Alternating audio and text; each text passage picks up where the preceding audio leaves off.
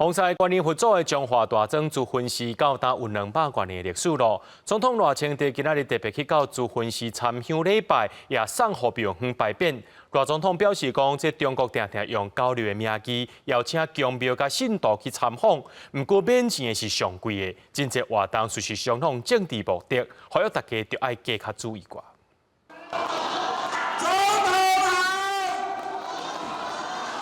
看到赖清德总统电访乡亲，大声拍招呼。中华大庄的珠魂寺创建伫1821年，到今已经有200多年的历史，是电访的信仰中心。过去开垦缘故，大川乡侪人拢姓赖。赖清德23这天来珠魂寺参香，电访民众嘛拢热情迎接。今日赖清德总统要来，明仔载是咱6月19拜拜。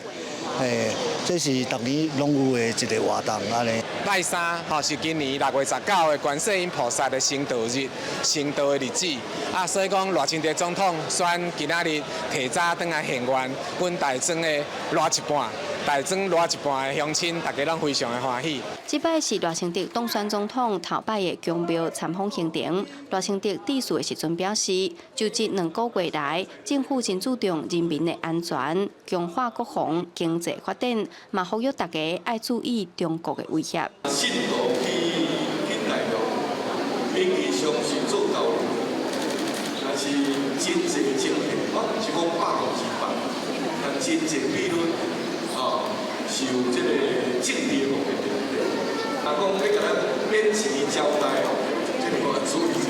赖清德表示，庙寺是地方信仰公益的中心，嘛希望会当成做社会安全的中心。期待未来地方甲政府做伙合作，有意识来预防对华的宗教统战。